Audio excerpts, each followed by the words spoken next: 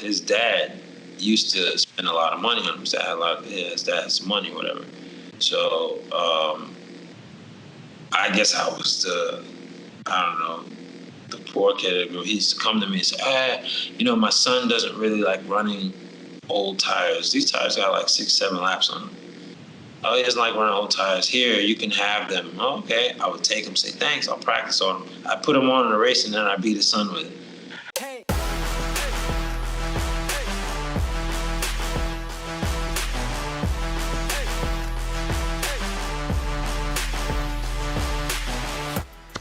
All right, Lloyd Bayley. I'm super excited to have you on my podcast. Thank you so much for doing this. No problem. Yeah, dude. If the internet knew how many times we try to get this thing started and done, I don't think anybody would believe me. I honestly think there's a curse. There's something going on, man. Like the internet gods don't want us to chat. Yeah, it's cold. Let's hope the internet keeps up. We'll figure it out, I guess. I think you're a super interesting dude. I started following you maybe about 3 years ago, 4 years ago on Facebook. One of the things I found interesting about you, you're really good in doing trials bike, right? And I don't know, we talked briefly about this.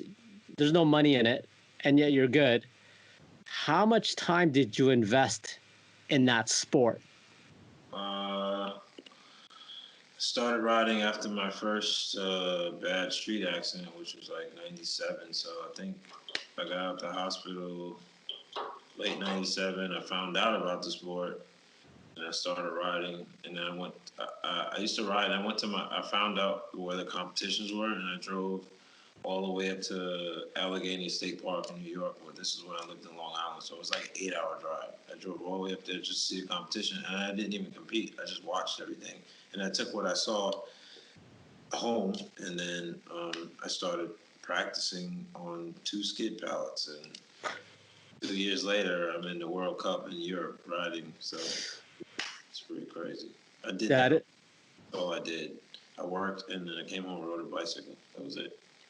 Yeah, it seems like you're one of those few people who can dedicate and have hyper focus and get good at something simply by spending the time doing it. I've tried a lot of different sports. I've tried a lot of different activities, and I don't have that focus. I don't have that natural ability, right?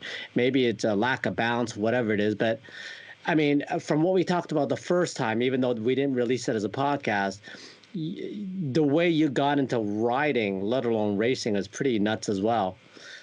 When did you when did you have your first bike, and how did you get into motorcycles to begin with? Well, I always loved motorcycles as a young kid, but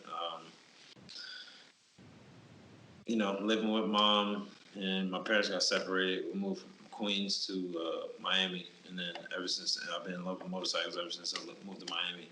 And I had a subscription to motorcycles like when I was a young kid, just had the magazine and stuff, and was always reading them and collecting them. I had stacks and stacks, and I knew everything about the bikes, but never knew how to ride one. All the kids in my neighborhood got dirt bikes, go-karts. Florida, it's like, in Miami especially, all these kids got everything, and my mom was no, keep your head in books. And my mom was the principal at most of the schools that I went to, so I was like, horrible. You're right. Like anything I try to get away from, they just call my mom. It's like right there. Yeah, that. You know what I mean? So it was kind of hard. So I was always doing crazy stuff, backflips. But motorcycles were my real passion. But I never ridden one, so I didn't know anything. I knew the gears were 1 down, 5 up, but I didn't know anything else. I'd never been on one. So fast forward, my mom tells me, I ask my mom all the time. She says, when you get 18, you move out with your father. So Hurricane Andrew hit back in 92, and then I was in New York for a 2-week school vacation. So she asked me if I wanted to live with my father, and I said, absolutely. Before she could even finish the sentence, I said yes. So I ended up staying in New York, and then my dad was more, I guess, making up for lost time. Of course. Not, parents, making up for lost time. My son, I haven't seen him. So when I got 19, he bought me a brand new 96 ZX7. Now, at this time, I had never rode motorcycles before. And now all I did was watch AMA tapes, AMA Superbike, AMA Supersport, of tapes of Nicky Hayden, of like when he first started riding, Eric Bostrom, when he used to ride for zero gravity, like windscreen. That was like back in the day. Duhan was still riding the F2, like smoking Joes. So that was back in the day. And I think, Pascal Bacot and Aaron Yates were riding for Yosh. And I was even Michael Barnes was on some of those tapes that Loud and stuff. I watched those things over and over. And then World Superbike, I watched all that stuff too. So all I did was watch this stuff all day on repeat. So I was already my mind was already adjusted. So when I started riding motorcycles, I didn't know how to ride. So my dad bought a brand new one from the dealer, and I rode it home. Believe it or not, I never rode a motorcycle. I dropped it when I stopped at a stoplight, but my foot kept it off the ground. It was like I'm sitting there fogging up my helmet, trying to get out from underneath this bike that just fell on my leg. Yeah, stop. Now, did when your dad bought you the bike, did he know what that kind of bike was? Did he understand the horsepower? He just thought it was like, oh, okay, my kid wanted this. He couldn't have understood. There's no way a sane person is gonna be like, "Oh, you never rode a bike before? Oh, let's go get you a brand new one and let you ride home by yourself." Like nobody's gonna do that. Nobody's gonna do that. They gonna be like, "You're crazy. You're gonna kill yourself." Yeah. So I bought it, and my dad bought it, and after I fell, I picked it up and I rode it back to my neighborhood, and I was like in shock. I couldn't believe I just had the bike. I had purple rims, lime green. I would just ride on the corner and wait for everybody to get off the school bus. And they see the bike. Oh my God, that's yours! That type of stuff.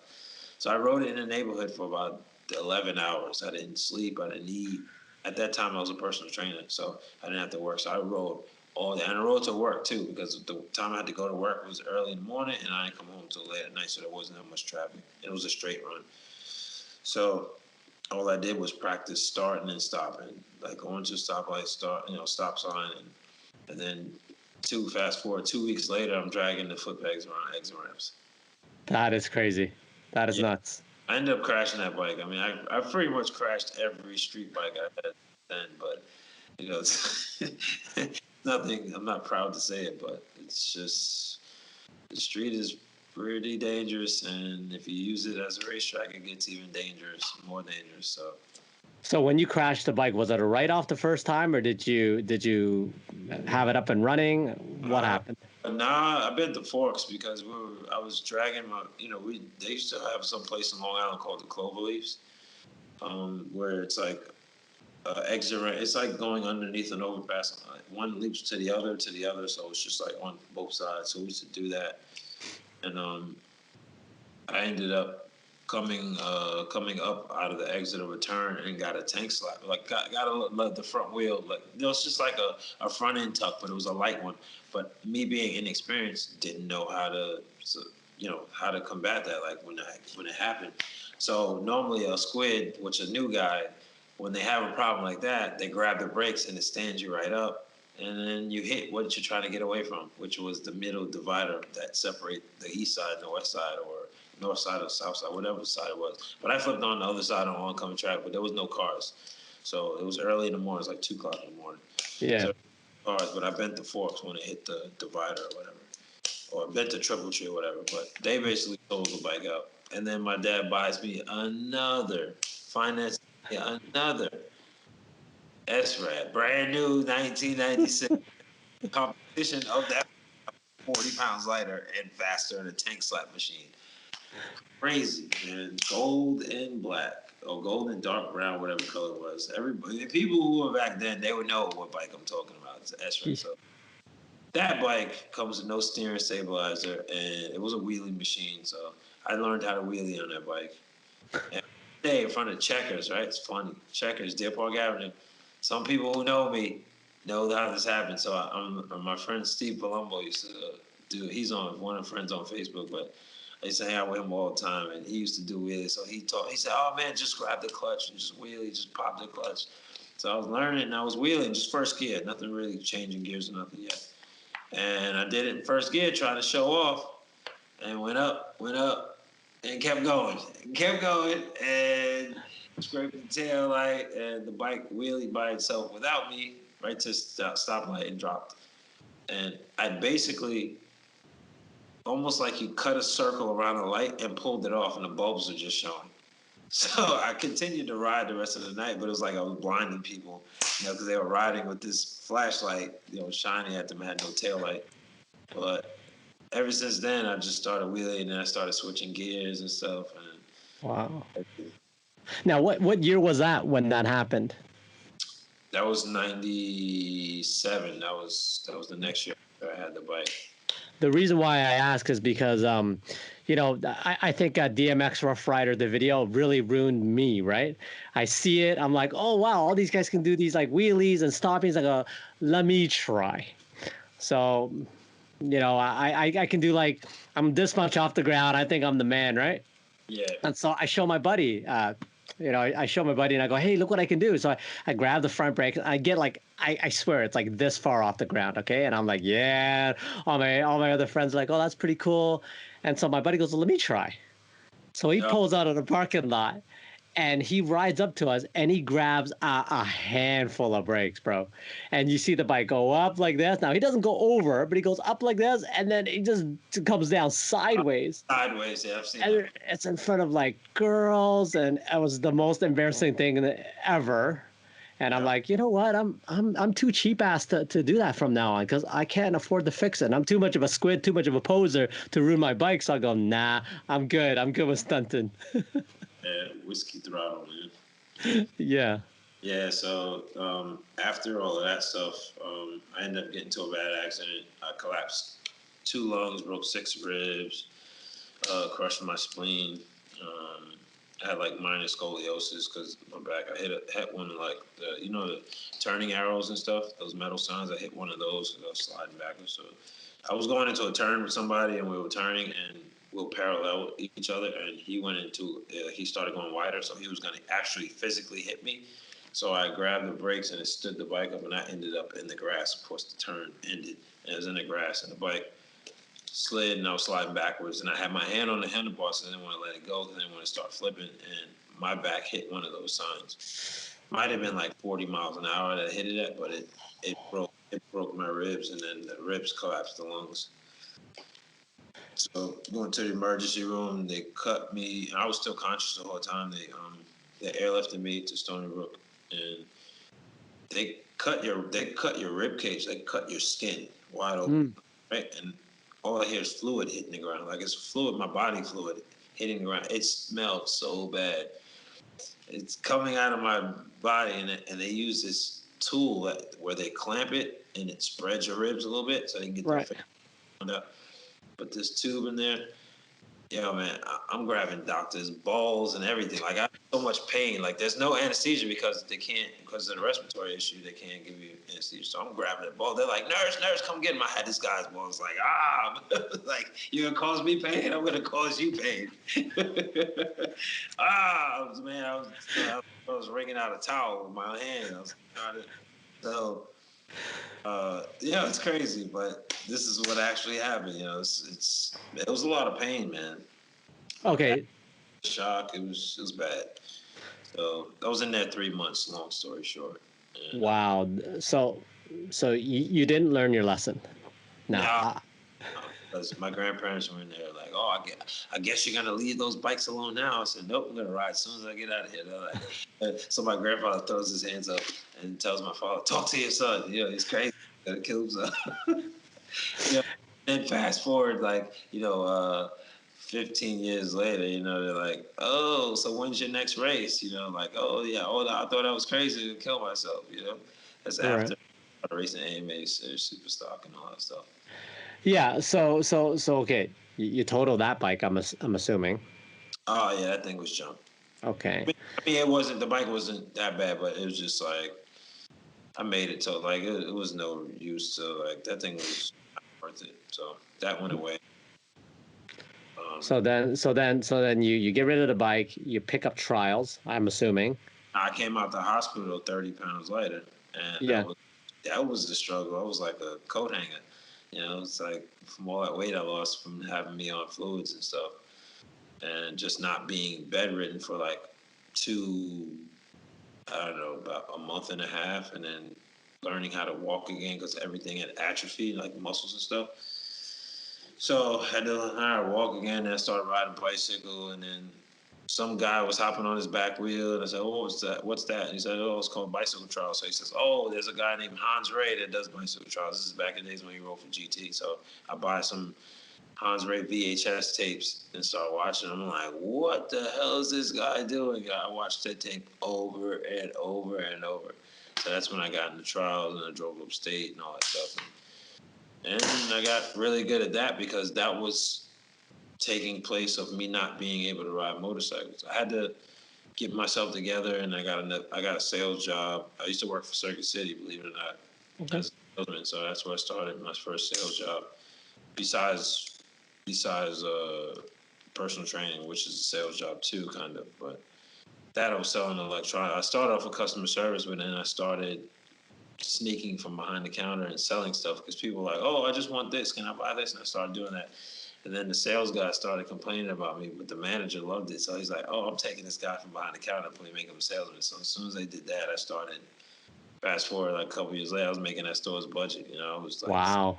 everything. But I was able to make enough cash to buy, a couple bikes cash. Like I just went and bought, bam. I learned my lesson. I bought them cash this time. So when they got destroyed, they had to pay me for it.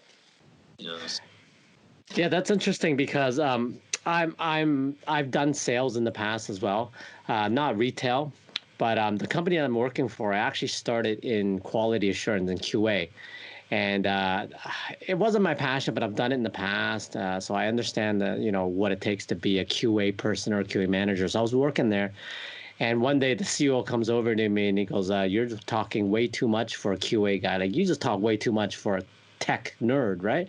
Because what do you think about sales?" And I thought about it, and he goes, "Well, you do. I used to be a wedding photographer, so um, I have a natural ability to sell things, sell services, right?" So he's like, "Yeah, why don't?" He goes, "Selling your services to be a wedding photographer is the same as selling, these multi-million-dollar, contracts, right?" So that's how I got into sales. I don't do sales anymore, but yeah, like I mean, it's kind of odd that some people just have that, right? So Yeah, I sold cars too, but yeah, me neither. I mean, it's everything evolved around what can I do to race motorcycles. That's what it became. That's what it started as, really. Because I always have these guys on the street say, "Oh yeah, you're fast on the street, but if you get on a racetrack, I'll kick your butt, that type of thing. I'll kick your ass." And like, you know how guys are. They're out on the street. Everybody's got their balls on the outside of their pants. Everybody wants to be the man, or I'm this, I'm that. I'm like, bro, it's like going to a track day, bro. Everybody's asking what lap times you're running. I'm like, yo, it's a track day, bro. What the like? yeah. I say what lap times I'm running at a track day? Like, come on, man. I'm not that. I'm just here to maybe I go to track day sometimes to work on certain corners. I'll make a split, like overall, like make a GPS split or something to see how fast I can go through that corner. And the last I have to work on something, not all that stuff, or try a different spring or something like that. Not to see what lap times I'm doing, because you can't. Just too many guys getting away, and then somebody try to keep up with you and crash into you. Like it's just some stupid stuff. But that's Yeah. what. But anyways, so after I got an SRAD, and I started working sales, and started selling stuff to buy bikes cash. And what I bought the first time was a guy in my neighborhood had the same SRAD, and I ended up buying it. It was a '97 fuel injected. No, '97 was a fuel injected, it was still carbureted. So I bought that just for clean to feel my need for speed, like because I was so thirsty to ride. And ended up late night by myself, drag racing myself off of a stoplight. Bang, second gear, and then here comes the tank slapper. Bang, bang, bang, bang, bang, bang, bang, bang, bang. Throws me off. Get road rash on my shoulder, whatever. Stupid. I'm at work at my sales job with a bandage underneath, like, oh, people touch my shoulder, like, don't touch me. Like, I got skin missing on my arm. It never broke it never ripped the fleece off my jacket. It took my skin off underneath the jacket. My jacket was still intact. It took the skin off underneath. Like it hit the ground and it took my skin off, and nothing was wrong with my outside clothing. That's weird. what is the point of wearing this stuff? You know, what is the point of wearing Kevlar jackets if they don't even work? Right. It might have been too big for me. I don't even know, but I've never. It's only happened to me twice. It happened to me once on a racetrack where I got crashed in it, and it took the skin off underneath the suit, and nothing happened to the suit. And the same thing with this Kevlar jacket. So I buy that S-Rad, that happened, and then I ended up selling it for a little bit less than what I paid for it. And then I used that. No, yeah, I used that money, and I used the cash I had saved, and I bought a brand new 2000 R1 when they first Oh, those. When they had like that was supposed to be the S-Rad killer, you know, because everything was evolved around that 750, you know. yeah. This is back in the era where they had the CBR 900, the Yamaha YZF Thunder Ace, which was the 1000, because the 750 couldn't compete; it was too heavy. The YZF 750 is too heavy. They had the CBR 900, the S-Rad, and they had that Thunder Ace, and then they had I forgot what other bikes were in that class, but they kind of combined everything. The 600, 750 had a super bike shootout. Yeah. And but the bike to have was the S-Rad because it had the fastest top speed out of all the bikes, and it had the fastest corner. Besides the CBR XX and the ZX11. Right. So I actually have the 2000 CBR 929. I still have it in my garage. Okay, yeah. Yeah. Well, technically, it's in my parents' Yeah. shed. It's actually not in my garage, but yeah. Anyway, I still ride it. Oh, nice. Yeah. So yeah, then the CBR 929 came out a little bit after that too. So it was 954 actually. That's right. 2003 was a 954. Yeah. 954. But that was when S-Rad came out. So anyway, I had that bike, and it was a wheeling machine, you know. But all this whole time, all these bikes, we used to do highway runs. Even back when let's go back 96 and 97 when I had that bike. We used to hang out with these guys that call themselves the Jigsaw Boys, you know, some guys from Long Island, whatever. We used to do long highway runs, like Island of Man type stuff, 6 gear, drafted each other on the highways. So I got the R1, and I couldn't believe how easy it was to wheelie, like crazy. Yeah. But still, I'm doing all of this stuff on the highway, riding fast, you know. And I used to try to emulate the stuff that went on the racetrack. Like I would start braking from one exit ramp from the north to the south just to see how hard I can stop the bike and then turn in. And I started hanging out with this other guy, my other friend Steve. He used to do wheelies for miles, bro. I used to record this guy for miles and just like you get bored watching it. Like you go home and have a sandwich and come back and still be wheeling. Yeah, it was like PR 900, nuts, yo, nuts. So anyway, he used to do endos at 100 plus on the highway. Like he used to just lean forward and do endos. So I started experimenting with it a little bit, and then when I got comfortable with grabbing the brakes at 100 plus, going into turn one kind of mended right in when I went to the racetrack. But before that, I was practicing that on the street all the time. So fast forward, I get the new 2001 Gixxer 1000 that came out. And I had the 1750, which was the fastest bike until they came out with the Gixxer. Once that Gixxer hit the scene, bro, everything was junk. It didn't matter what it was. That bike was so fast, 180 mile an hour, 150 horsepower, like crazy. Like that thing was like you could be pinned in your R1 and I'd be passing you like 10 miles an hour fast. Like the thing was crazy fast for the time it came out. Yeah. But once I bought that, it was over. I never rode a 750 ever again. I never bought a 750 ever again. That was it. That was the end of the 750 era. And I had both bikes, which took almost the same bodywork. The lowers are longer on the 750 on 1000. But man, I never rode that 750. It sat in the garage. Yeah, it's those years. It's between, I would say, 2000 and 2003, 2004. Those were the years that really killed the Sun 50 as a class, right? Because they finally figured out how to make a bike that was fast and light, right? Which was what the 750s were. There was no R&D going into them no more because the thousands were in race trim. They were almost just as light, but had twice the power. It was easy to make power on them. Remember the Formula Extreme class? Those bikes back then, when Ben Speeds and those guys were riding, those things were making 210 horsepower. It was stupid. They more. They were making more than the bikes they're making right now. Like they were just retarded tire rippers. You know what I mean? Yeah. I was like, what's even the point of this class? Like they have Superbike and they Formula Extreme. It's the same shit. Like it doesn't matter. You can't get power to the ground. It's just healing tires. Yeah. So yeah, so I've had every year Gixxer except the new body style that's out now.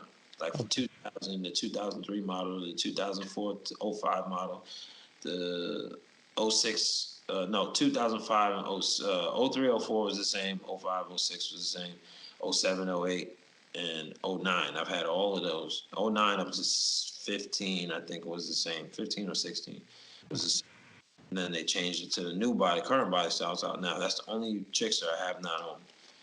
The only Right. reason, yeah, the only reason why I haven't because they don't pay any contingency money compared to BMW. So that's why I don't have one. If they pay more money, then I trade this shit and get another one. But And that's exactly what I was gonna say. So it's a surprise that you are racing the BMW. How has it the transition been? Because you weren't always racing Beamers, right?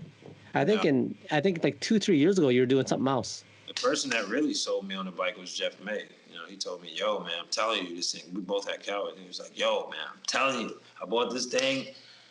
I was faster right away. This thing is great. It's easy to ride. Blah blah blah." I was like, "All right." And he said they're paying way better. And, you know, I said, "All right, I'm sold." I went to the deal and got one. I never even rode it. And yeah, the first race I did on it, the first endurance race I did on it, I had no track time on it. I just jumped on it and started riding it at Carolina. And I was leading the endurance race, and something happened electronically where the bike shut off like a lap. I was getting the white flag when I was coming around. I had like 3 more turns, and the bike shut off. Something happened with, I think something happened where something metal touched something like that, and it kind of sent it into a safe mode or whatever. So that was my first time on the bike, and I had almost a lap lead. You know, I was like gone. You know, I was just cruising, and Wow. that happens, whatever. So it's all good. But yeah, I like it. It's really smooth. It's really user friendly, and it's just so smooth. The fly by wire is just like it doesn't even feel like you're on the gas as hard as you are until you get to the brake mark. And you're like, oh shit, I'm going too fast. Yeah. Like, yo, that happens. That happens a lot, man. That happens a lot because it's so smooth, and it's like, man, this thing doesn't really feel fast, but nobody's passing. But you're like, damn, this thing doesn't really feel fast until you get to a brake mark, and you're like, oh shit, I don't know if I'm gonna stop it before I gotta turn in. Might have to take this one wide. But then when you click down to third gear, something else happens. The engine braking just slows the bike down. It's pretty strange. But it's a big difference coming from the Cowie because the Cowie you got to ride, you got to manhandle it. Physically, it's very hard on your body. The Kawasaki because a lot of weight's on your shoulders is more front and heavy, but the brakes on that thing is unreal. Yeah, that's something that's always interested me. Obviously, real racers always have the ability the to ignore the fear, right? Me, when I do track days and I'm going in too hot, the next 3 turns I'll back it right off because I'm like, I don't want to crash this thing. I don't have the money to fix it. Blah blah blah. But you and other professional racers have that ability to say, oh crap, I'm going in way too hot. I make the corner. Oh, I should go a little bit faster on the next one. Where does that come from? Where? Also, what helps you to stop is DP brakes and Dunlop tires.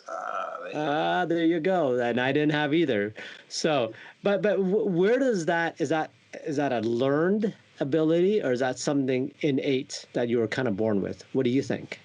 Well, I never really took a race school. I mean, I took the race school to obviously get the race license at the Penguin Race School up in Loudon, New Hampshire. Those guys are great up there. But I just learned the basics, and then after that, I never went to a race school, so I didn't learn. Actually, I learned mainly everything that I've taught and learned. Everything else, trial and error, is as far as just riding, is from reading Twisted Wrist. Believe it or not. Mm. And Oh I wow.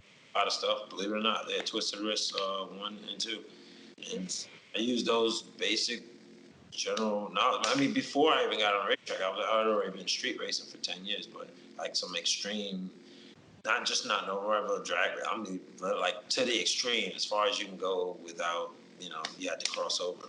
So I don't know what I was gonna do when I was gonna cross over. So I don't want to skip stories, but the way I got on the racetrack was an ex girlfriend of mine years ago.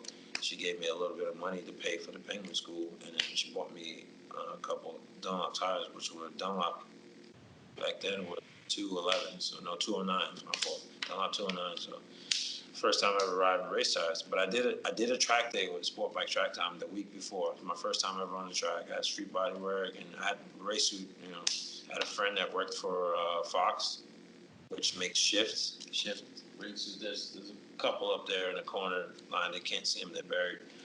But Shift was owned by Fox, so they made race suits. So I had one, and I had street tires on. I had Michelin Pilot Powers. I mean, that's just a street tire.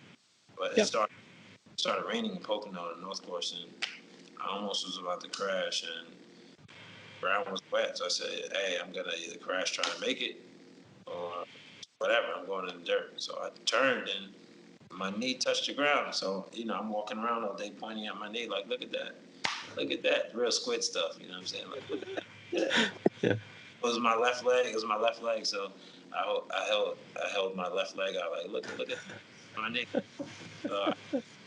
You were able to do that.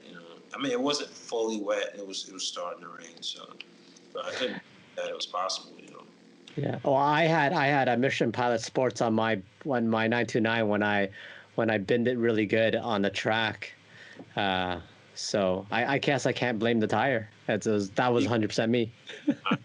Dunlop sponsored rider. I do not condone putting any Michelins on my bike. Just want to make that clear. I'm just telling the story how it happened. No, I get it. And that's so long ago. And this is before you were racing. So I think we can forgive you for that. Yeah. What I find actually super interesting is, you get these club guys, okay? You get these club racers who, for one reason or another, they'll blame a tire. They'll be like, oh, my tire was going, and so I didn't get the lap times that I thought I'd have. And then there's you on Facebook posting, I used Dunlop takeoffs, right? I had bought like a used set of tires from somebody else, and I still took first. And I'm like, not bought. I took them out the trash pile. Then I bought. I'm not paying nothing. I was taking them out the trash pile. So it was even better for me because it's like, all right, I'm here. And I did this from when I first started riding, like from 2006 when I first got my license. I was taking, literally, you can ask Steve Brubaker. I used to come and stick my arm through a stack full of tires and just take them and put them on my bike, come back, put them on my bike, and then win amateur races all the time. All the time. So I was like, I can come here. All I have to do is pay my way in the gate and then get gas to come here and then win races. I was like high on life, bro. It's like I was like, man, like I was like a drug addict. I was like, yo, man, that's it. So I'm like, I'm just gonna go there and get free tires and run them. And so I put it this way: if I couldn't win an amateur race, then I didn't deserve to be on new ones. Because back then, the tire manufacturers used to give contingency. So when you used to win an amateur race, they give you like $60 or whatever. You have to do the whole thing at tech, put them down on your sponsor thing and stickers on the bike, and then they would send you a $60 cert ticket. So I would get a few of them and then use it to buy one new tire. But my lap times weren't changing, so buying new tires, buying a new rear. And I was doing basically only a second slower on something I took out the trash. So something had to be wrong with the setup or me, So it was basically setup. I was doing the same thing, just a second off because I'm buying tires. I don't know how many laps on them, maybe 10, maybe 15, maybe 20. And I didn't know anything about suspension then. I had an Olin's rear shock on the bike, and I didn't have any valving in the front. I don't think. Yeah, I didn't. It was stock front end, but I was just riding, and I always used to. Anytime I crashed, it was always a front end crash. Why? It's not until I started years later until I started getting into the dynamics of the bike and how it actually works internally. But that's later on in the story. I can tell you more about that, about who had that and things like that. Yeah. Now in your racing day, is everything still centered around racing? Are you still working hard and everything else? I hadn't started. I started driving trucks to race. So let's tell you this story. A friend of mine, Gil Lindsay, he actually had the same bike you have, that 929. So all these guys always tell me, stop wasting your talent, you need to be on the track. I'm like, it sounds all great and fine and dandy, but who's got money for this stuff, right? the one guy drove trucks. He's like, oh, you can, get your CDL and get your CDL and drive for companies and get off on the weekends. I'm like, really? I don't know anything about trucks. But I get me there. I'm a money guy, so I don't. Yeah, I'm a numbers guy. So he said, yeah, you just call Swift Transportation. Look at Swift Transportation. They pay for you to come out there, and they give you a bus ride ticket out there. They feed you, they house you, they teach you. Get a license, and then you're supposed to work for them. But I didn't end up working for them. So I did that. Got my license. Got my license in 03, so I didn't end up racing until 2 years later because I had to figure out where this thing's going. Now, the ex-girlfriend I told you about that gave me the money for that, she was kind of like a bookkeeper for the company, the gas tanking company that I actually started working for. She was like, oh, yeah, it's a great idea. You can come work for us, blah, blah, blah. So I drove gas tankers. It was my first job, which I really didn't enjoy it. Because come home smelling like fuel and heating oil every day and headaches, and it's crazy. But I did that all on until I started getting into the construction industry, which are dump trucks. That's when money changed. You know what I mean? Like, it was like, I was getting some good, decent money, for what I was working for. But so then I had more money to buy what I needed. You know what I mean? So I ended up doing the school. I didn't even need the money from her when she gave it to me. So I was like, I'll take it. Hey, thanks. So she gave it. And she gave me the money. Basically, that was the push because I kept procrastinating, right? Like, oh, yeah, I'll do it. She's like, here's the money. Go do it now. I'm going to pay for it, or you got to pay for it. So I was like, all right. So she paid for it. So I was like, I'm obligated to go. All right, I'll try it. Now it's less money out of my pocket. So I'm like, all right, cool. So I didn't know. I thought I was going to suck. So I actually blended right in. So I ended up winning my first novice race, like a rookie race. You start, it was like 40 people. I was like, from the start line all the way back into the last turn, that's what was all newbies, you know what I mean? I was somewhere in the middle of that. So when they started the race, I jumped into like fourth place, and then I jumped third, and then I just followed them. They got it. I passed them, and I won. It was only a 3-lap race around Loudon. So Loudon, they wouldn't allow any new guy with a 1,000 to race more than one race. That was only the GTO. That was it. So after you win the rookie race, they put you in a race with real amateurs. And I won. So that was the same day. So I jumped right into an amateur race and won that too. 25-minute race, right? So after I won that, that was it. But that was the only race I could do the whole day. So I had to wait till another 2 weeks later to show back up to Loudon and won that race again. So every time I came up there, I won. So I think the last time we went up there, it was like a major flood. Like they had a huge rain down there. The water was in the garage, like up to our knees and ankles and stuff. Now, I forgot what year it was. It was 2006, but I don't remember what month it was. But it was bad. So then I was like, yo, man, we got to. I was talking to my friend Gil because he drove us there and stuff. I was like, yo, man, we got to find something to do because I can't come up here 6 hours, win a race, and then be tortured to watch other people race the rest of the day. I didn't even leave and go home. I just sat there and watched racing. That's how hyper I was. So we ended up looking at CCS's schedule and saw West Virginia. I was like, oh, West Virginia's like the same amount of time from here. So I went to Summit, never seen the track before, came late, registration, people already practicing. I jumped out in the GTO, my first time ever seeing the place.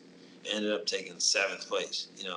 I never even seen the place before. I was following people like left, right, here. I didn't know where the hell to go. Warm-up lap, that was it. And then I just started following people. I ended up 7th place or something like that, right? And I think the next race after that, I ended up bending my rims because I went off. There's a turn. Turn 3 is a left-hander, and you come up, and it's like a little tiny kink, but you can shoot it straight. And when I shot it, I went over a little part of the dirt where there was a dip there from the mud, from the water, and it bent both of my rims. So I was riding, I had a serious vibration down the straightaway, so I had to pull off. So when I came back after that, I think it was like 2 months later, I was battling for the lead for every race, amateur. Against one guy, and his name was Robert Wilkie back in the day. So I haven't seen him. He doesn't race anymore. That all I know of, I haven't seen him out there. You sound like one of those. You sound like one of those guys where I can like throw a Rubik's cube, and you're like, "Oh, I've never seen this before," and you're like, and like 5 minutes later, yo, I'm done. Out though, his dad used to spend a lot of money on him. His dad had a lot. Yeah, his dad had some money, whatever. So I guess I was I don't know, the poor kid. He used to come to me and say, my son doesn't really like running old tires. These tires got like 6, 7 laps on them. Oh, he doesn't like running old tires. Here, you can have them. Oh, okay. I would take them, say, thanks, I'll practice on them. I put them on in a race, and then I beat his son with it. I used to beat him all the time on tires they bought, but I never told them because if they tell them, they're going to stop giving me tires. That's So right. I was great. They were like new to me compared to stuff I was taking out the garbage because I would look at the wear holes and like, oh, I can do whatever on that, so that was my whole basically amateur career. I didn't pay for anything unless I won enough to buy one, But my lap times weren't changing, so it didn't make any difference to me. So I would just run the same old tires all the time, right? Excuse me, I'm sorry. Apologize. Okay. But I would keep running new takeoffs, right? New to me because they're new on my bike, but I would take them out the trash box. Guys would do 5 lap races. I'd be like, oh yeah, I don't want these. I'm like, I'll take them. I used to take them, put them on the bike, and use them. So I used to beat that guy with the tires that his dad used to give me. Never said nothing though. On a bone stock, pipe and power commander, that's it. And the rear shock, but I didn't even know how to freaking adjust it. I was just running it. And that's back in the day when the Dunlops used to grow 13 millimeters going down the straightaway because they coned, like the way they were constructed, and they caused some serious. So I'd be going down the straightaway, and I remember John Tyler, which is CTR suspension. I know him back then. And he'd be like, what the hell are you doing down the straightaway with your hand off the bike? I'm like, oh, I was using my preload adjuster because the freaking, I was growing so much. I was like, that's the only thing that calmed it down. I was just cranking it while I was going down the straightaway. And he's like, yo, you're out of your freaking mind, man. Yeah, so I used to do stuff back then. But it was no big deal because it wasn't so far extreme from what I was used to of doing on the street. Because we used to do stand-up wheelies on the street with no clutch, bounce it in 6th gear. We used to ride 6th gear at 100 miles an hour, stand up on the bike, compress the forks, and give it gas. And we used to pull it up with no clutch. Riding 130 mile an hour wheelies like down the highway. I got some of that stuff on video, but it's we used to do, like, I used to hang out with a lot of those guys. Some of those guys that were in that DMX video, I used to hang out with them. Those guys were crazy. I'd go into Manhattan, Bronx. Used to go with a friend, Nate Castro. We used to go into the Bronx all the time. Anybody from Long Island knows that anybody that drag raced, they knew who Nate Castro was. He was always out there. But I used to go out with him and just used to have fun. They drag race off of lights and stuff like that. So I've been around there, done that. A crazy story. I was in the Bronx one night at Hunts Point, right? They drag race cars and bikes. They line up people on both sides, and people just do burnouts going straight, right? 1997, I had the 96 S-Rad, and Yoshimura made these rear sets, right? They didn't fold. They were just solid metal, and they were cut to a point. Like, you know how the tip of a razor blade is? It's a peg, but the peg was kind of cut at a sharp point. You know what I'm saying? Yeah. They were sharp. So I started doing a burnout, right? In 1st gear, let out the clutch and started, fishtailing. It got out of control. I put my foot down. The peg slams into the back of my foot and leaves a big chunk. I still got it on the back of my leg right here, my right Holy knee. cow. That money, it looked like somebody's lip was out of my bottom behind my knee. Oh my God. And Nate tells me, yo, that thing looks nasty, bro. Let's put some duct tape on it. I put tape on it just to keep it from opening and stuff. Yeah. Yeah, I still got the scar on the back of my knee. I'm looking at it. It's a scar for life, but that was crazy. Did you get stitches for it, or did you have? I was too late because if you don't get to the hospital within a certain amount of time, they're not going to close the wound. Oh, that's crazy. Let it heal how it healed and feel fine, didn't get infected or anything, but that hurt. That getting stabbed by a foot peg from a 400-pound motorcycle, that sucks. But, Yeah. Fast forward back to racing. I don't want to get sidetracked, but there's so many things that I've done that was like this ridiculous, right? There's just so many pieces to it. I can't I can't even scratch the surface right now. So I'm winning all these races on taking stuff out the trash. And I'm driving everywhere now. I'm going to VIR. VIR, this guy named Seth Starnes, right? He lives in Miami now, but he's from I believe North Carolina, not South Carolina. But Seth, Robert Wilgie, and me were like the three fastest amateurs on the East Coast, right? Robert and Seth used to win everything before I showed up on the scene. So first time me and Seth, we battled at VIR. I beat him once, and then he beat me a couple times. So we became friends since then. I had never even seen VIR, you know, like I was doing pretty good lap times, you know, not bad. And I think my first time there I was running like 34s or 32s. It was pretty good. Like it was the first time there, you know. So, but I was taking tires out the trash then, you know. Huh. So that turned into what I can do now. So now I can go to a racetrack and take like 90% of my endurance races. I never put a new front on. Only place I put a new front on was at Carolina Motorsports because that place tears tires up. It's really aggressive on tires, and you can't use those tires for nothing when you're done. It's junk. Throw it in the garbage, you know. So that's the only place I put a new front and new rear. Everywhere else, all been takeoffs. Even the one that I won at Roebling Road in March this year. The front tire out the trash, rear tire was new. That's it.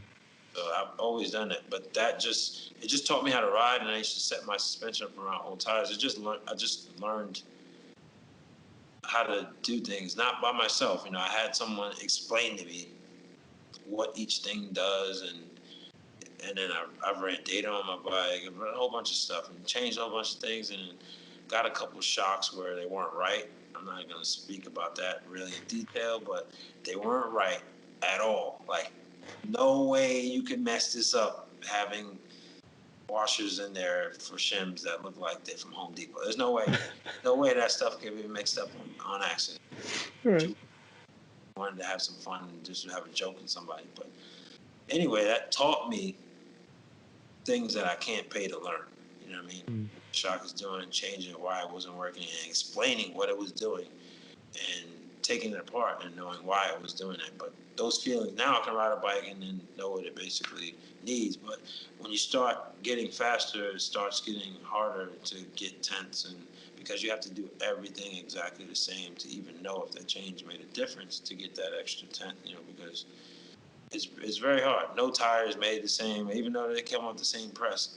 Every tire is different. Every car is different. You can have two of these bikes, and they'll both run totally different. The engines would be totally different the way you break them in. I don't care what nobody says. I've had two bikes right next to each other, same suspension, same valving, same everything. One was faster than the other. It was totally different. Yeah, you could feel the difference. You could completely feel the difference if you're blindfolded. Oh, yeah. I don't know what it is. Maybe the way metal breaks in, or what it's exposed to, how fast it's exposed to it. You know, metals, they're, you know, it depends.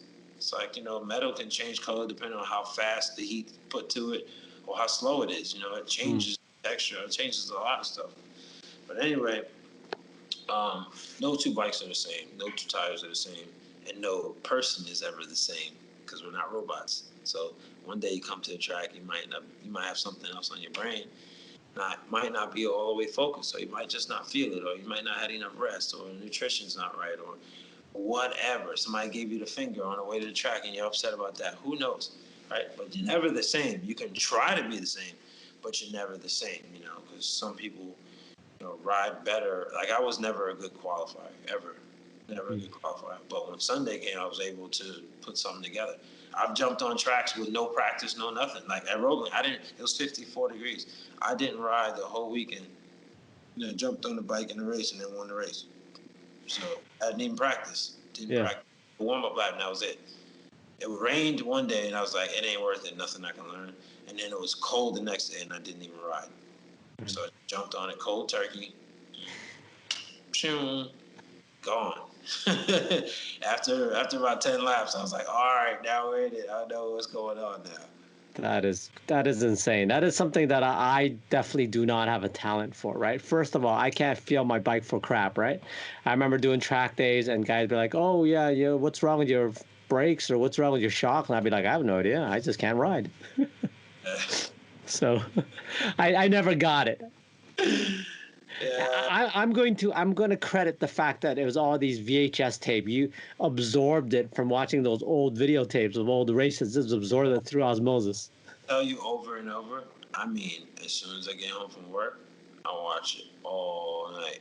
Every time I turn on TV, I'm playing that shit. Every video. I have Hockenheim races from Germany back when Fogarty and Akira Yanagawa and all these guys are racing each other. You know, Haga's on an R7. I got all that stuff in VHS right now. Still got it. And I still have a VHS player. Twist it, I'll pop it right back in. I got some RCA cables. I'll get it popping.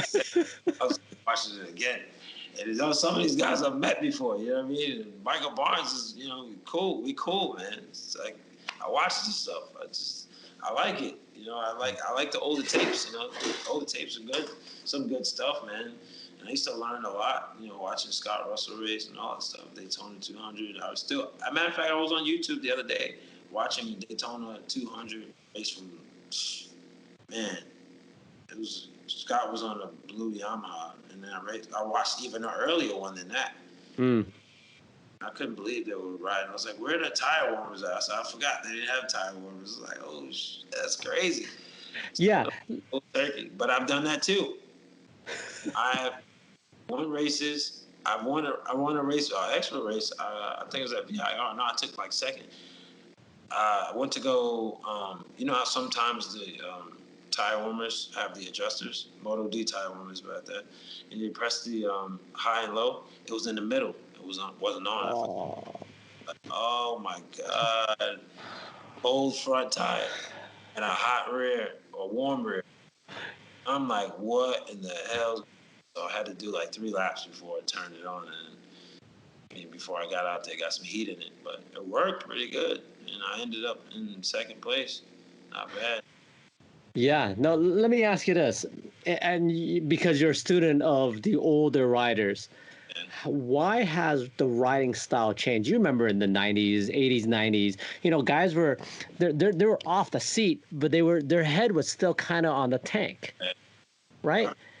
But now everybody's doing this where the head is almost touching the ground. Why has that style evolved? Is it the bike? a lot of people don't know that's a lot of physical work. You know what I mean? I mean, you don't need it to go fast because obviously look at Matt Milan and Ben Spies.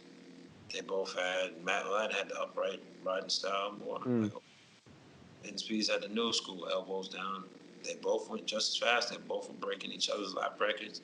So it's not saying that you need it because it can be done, but a lot of riders people don't understand are a lot shorter. Shorter riders lean off a lot different because they're shorter. They're shorter people. They hang off. Taller guys can make it look easier, but it just depends on these new Ovalis and little pocket bikes that they're making, and they can practice dragging their elbows, so it's a comfortable position for them. So if you're riding around on a pit bike and always dragging your elbow on the ground, when you get on a street bike and you go through a 40-mile-an-hour corner, it's going to be a natural thing. You're not going to be doing that.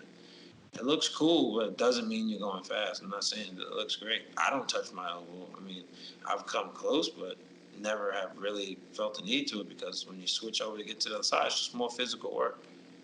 For me, True. physical work. My thing is just to lean the bike in there.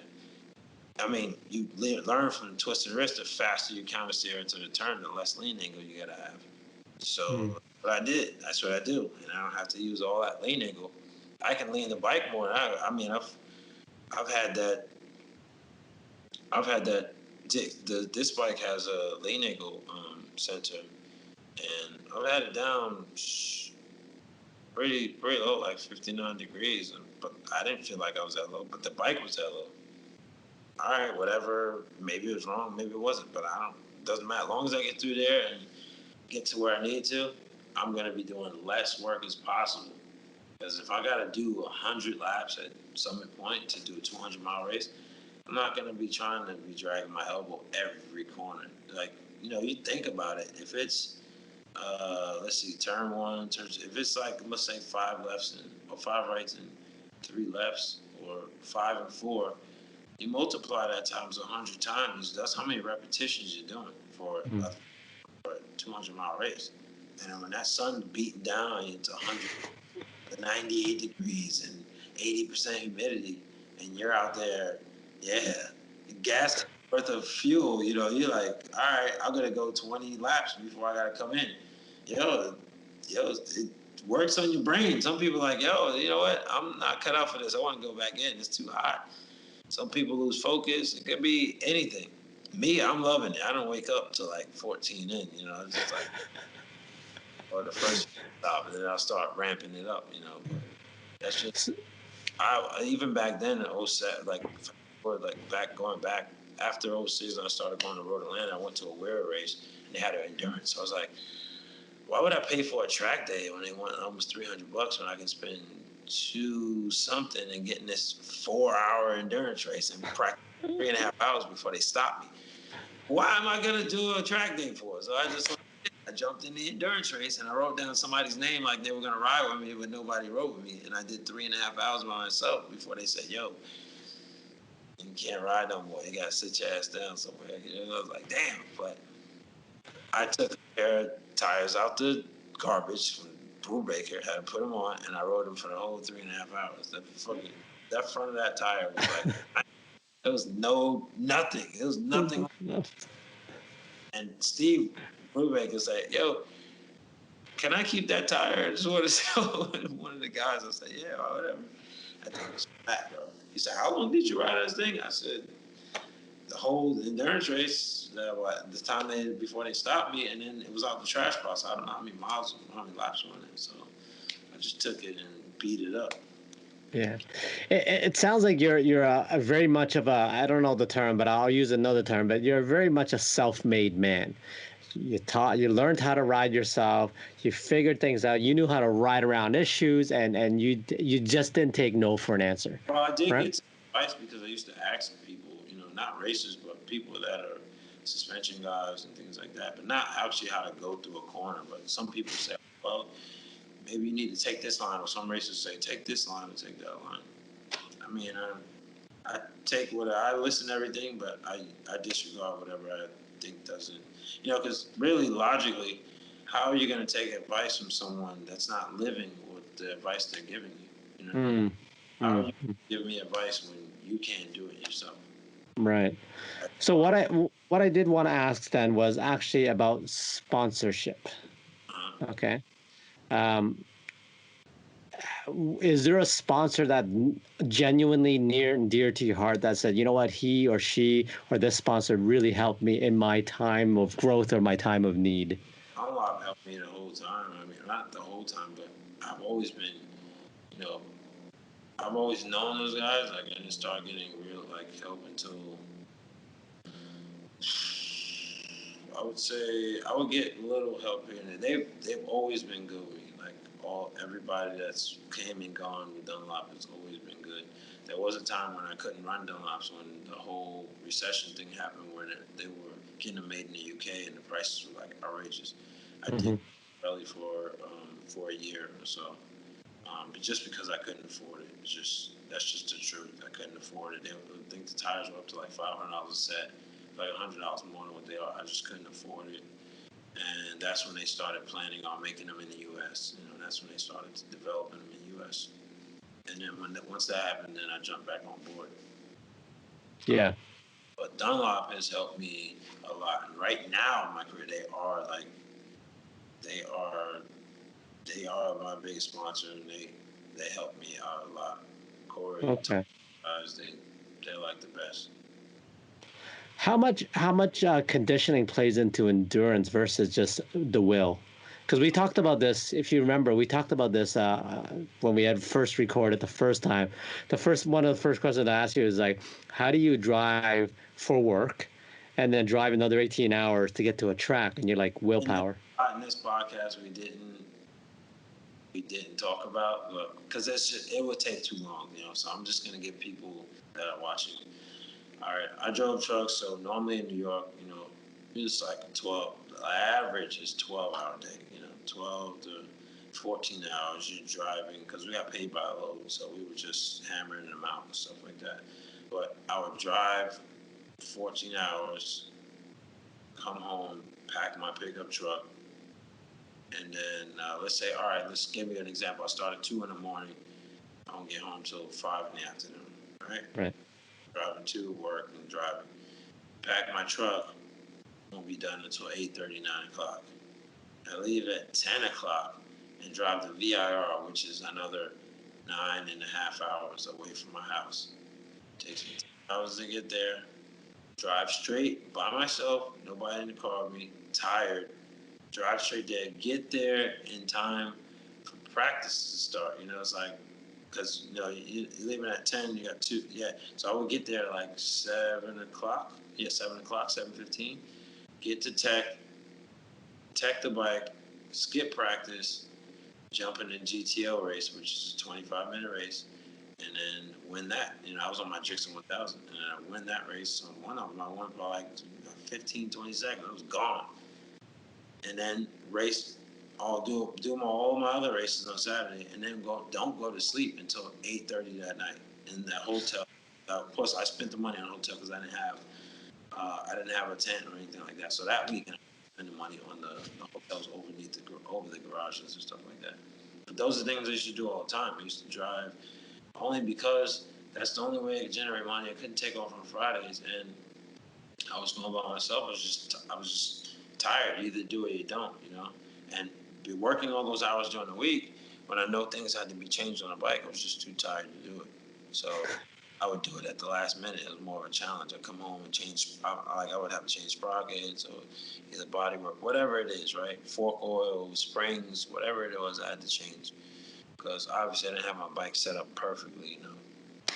I was always changing stuff, writing it down, and trying stuff. So that's what I did. And now I live in Florida now, so I only had one job. I didn't even have a job when I came here, so I started driving Uber and Lyft. So which I was driving the same amount of time, but the only difference is I could stop when I want to. And when I was going to the racetrack, if I needed to take off on Friday, I would leave early.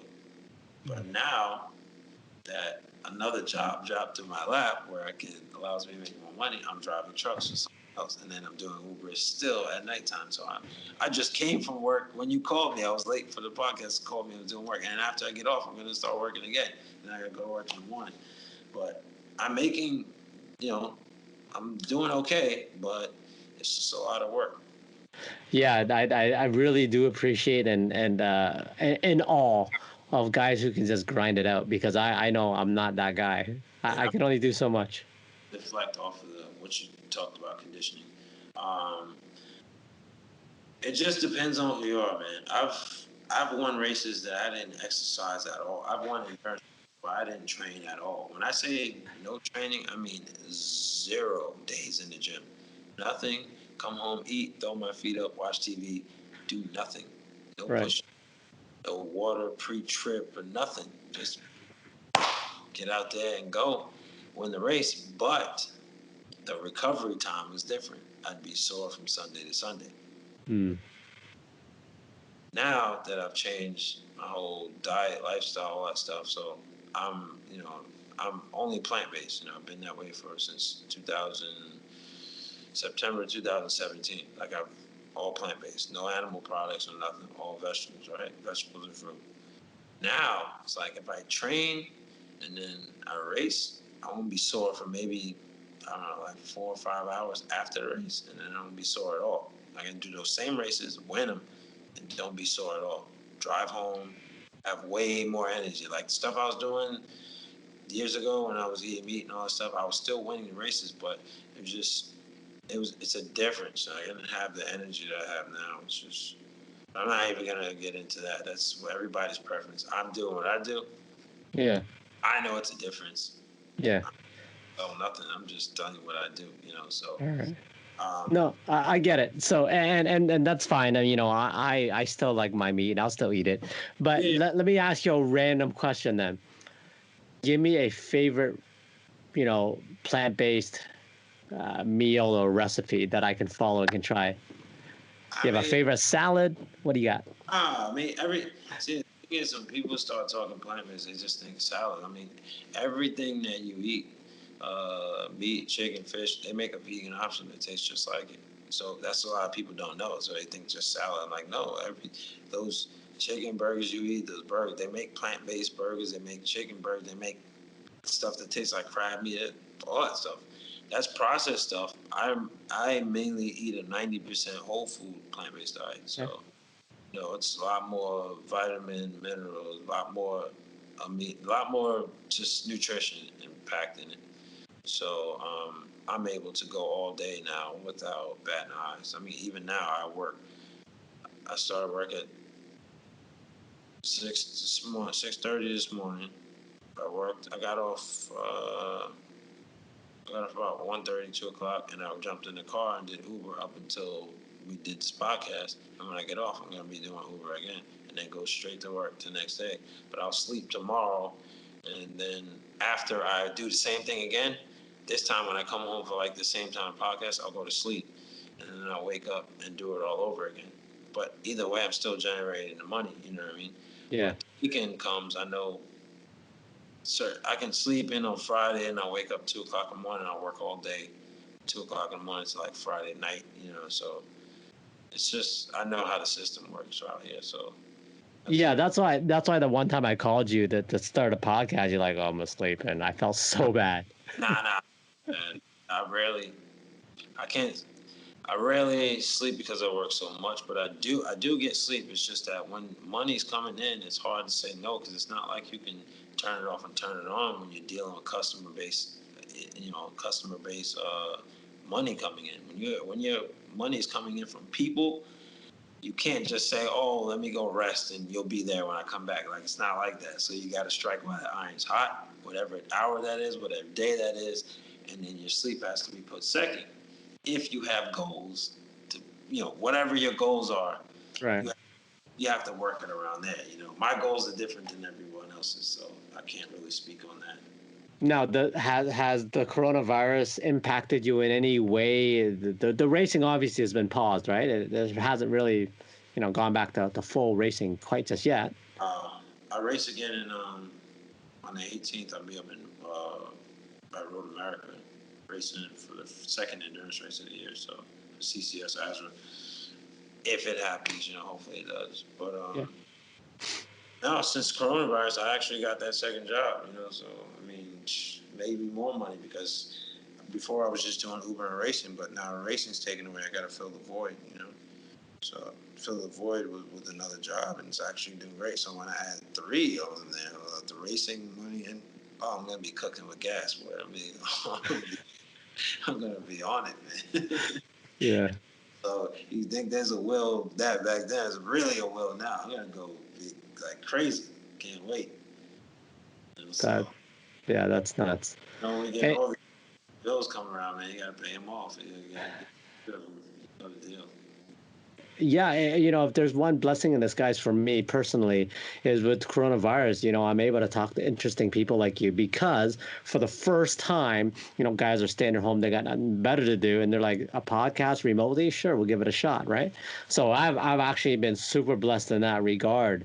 It's actually been a lot of fun for me. So I mean, look, it don't matter. I do this at the racetrack. It don't matter. You hit me up anytime you want to talk about anything. It doesn't matter. This is on my phone. So like I said, like anytime, I would be at a racetrack or I'd be in a car. Same thing.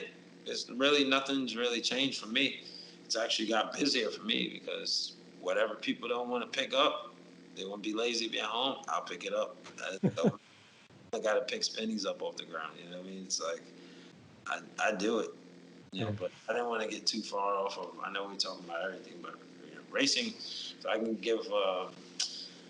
can pretty much pick up where I left off. Was just and the endurance racing. So it just over time it just helped me learn to use the old tires and just ride a bike when the tires go off. So now I think that helps me in the endurance races because now when the tires go off, I'm still going just as fast or faster. It doesn't matter to me. Tire has 130 laps on. It don't matter. I keep spinning the tire, and I never roll with traction control. The BMW has traction control, but I've never used it. Mm. Mm. So I never had it. My ZX10 had it, but I never rode with it off. The whole 3 years I rode it, never turned it on ever. Yeah. I just that's all I know. I don't. For me to utilize that stuff, you have to have someone that really knows how to use it. The stuff that comes out of the box is just too abrupt. You know, it's just shuts the power off too much, and when the tire needs to be spun, it doesn't want to let it spin, and it slows the bike down. So me, I just turn it off and just work on my wrist a little bit better, and I want to work our setup better. Yeah. So last question is, where do you want to go from here? I mean, you've done so much, you've accomplished so much. Is there a new personal life goal that you'd want to achieve? Yeah, be debt free. That's it. Be debt free. Yeah. You gotta have Yeah. one in life. You either gotta have a good pension or be debt free. And you don't have those two, things are gonna be things are gonna be difficult. You know. Yeah, I don't know if you can relate. Over here in Canada, we have a lot of older gentlemen. They're usually of Asian descent, right? For whatever the reason, and usually is that 70-year-old Filipino man working in the food court cleaning your trays, right? And I was Well, just some people just do that for fun. Some people are retired and they just yeah, can't. I mean, I understand that, but I learned from parents, and I'm just not trying to go down that same road. And just with everything, it's just I'm a good money person, and I understand like just I know how the system works and stuff. It's just you look at most retirees, people have the good pensions, but their pensions are only being used to pay off the bills that they accumulated, 20, 30 years ago that they've been comfortable with just paying the yeah, minimum monthly balance, which I'm not trying to do that, so I'm just trying to get rid of it. But I'm basically I'm living a decent life, but I'm working hard to do it because I yeah, moved and having a boss. I worked for myself, and then I started picking up other things. Anything that generates money. I'll be on eBay. I'll be on Facebook selling stuff. Always, I don't care what it is. I'll research it between Google and YouTube and doing reading and finding out. I'll know how to sell. I sell. Salesman. You sell anything. It doesn't matter. that's Once right. Yeah, if I don't care if it's snow cone to a polar bear. So that's the best snow cone on earth. It's gonna keep you warm in this cold weather. I'm gonna do whatever I can, but that allows me nice.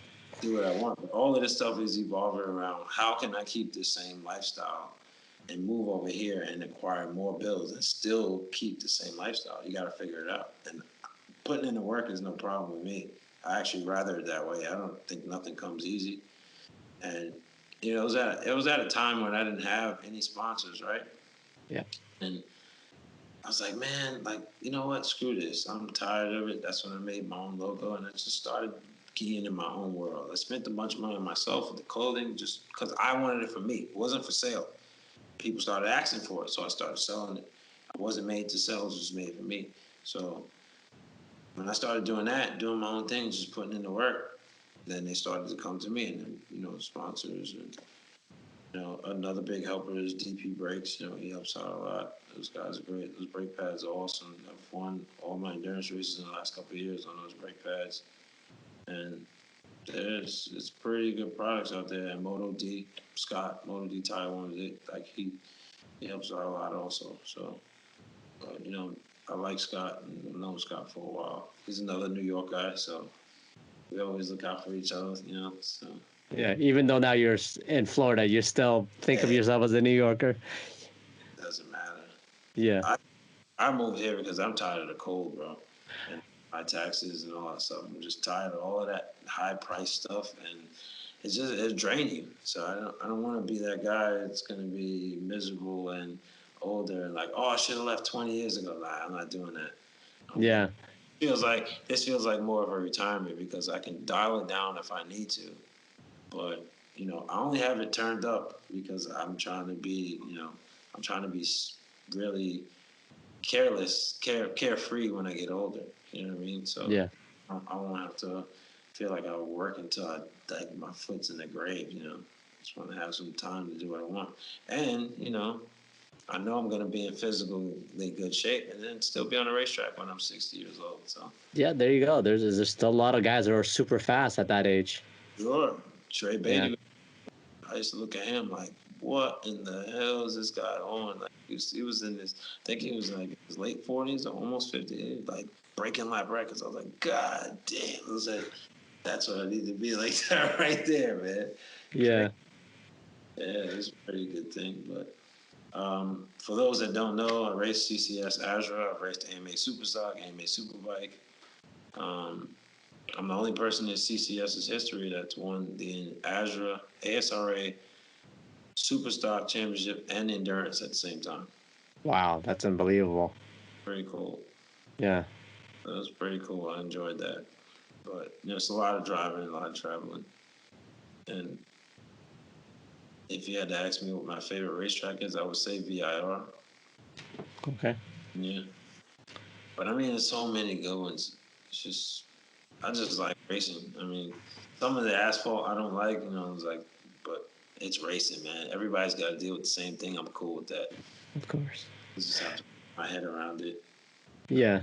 Right up in Canada. But we don't have a lot of world-class racetracks. I've seen some videos. I'm like, whoa, like what the hell is going on there? Yeah, no, we're notoriously bad. I mean, especially in the 2000s, right? I mean, it was from all the kart racing, from all the car racing that made pavements super bumpy, and they never fixed it, right?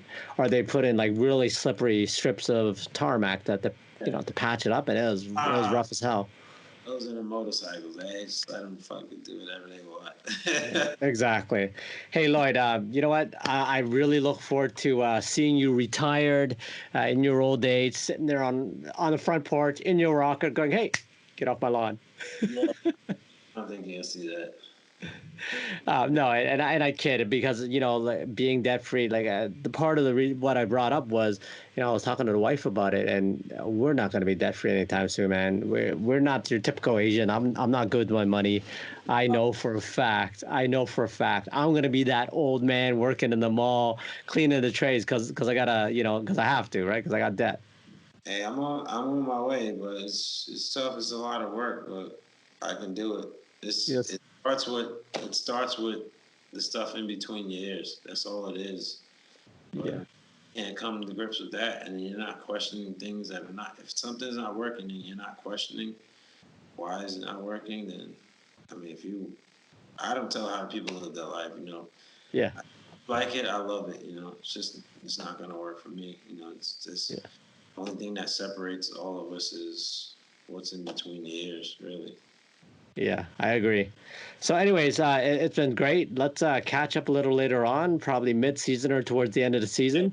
Well, whatever. If you want to catch up sooner, we can talk about more. But it's just so much to talk about, and I'm still beat from work, believe it or not. So Yeah. for another couple of weeks, so I probably won't start training for it until probably next week or something. Ride a bicycle. I've been trying to ride my Charles bike, but you know how it gets. I'm in the car. I'm working, and it's like by the time I get home, it's dark. And I'll save it for the weekends. I rode my Charles bike a couple of days ago in the backyard, but it's rainy season now, so it'll rain for 20 minutes, and then jumping on wood and water don't go together. No, I can't imagine being easy. That stuff is not safe at all. So I'm just like, I got a park bench in my backyard, so I'm like, you know what? I'm not riding on that. Yeah. All right, buddy. Thank you so much for chatting with us. No worries. Again, we'll catch up soon. All right, definitely will. All right, man. Have a good night. Yeah, you too. Peace. Peace.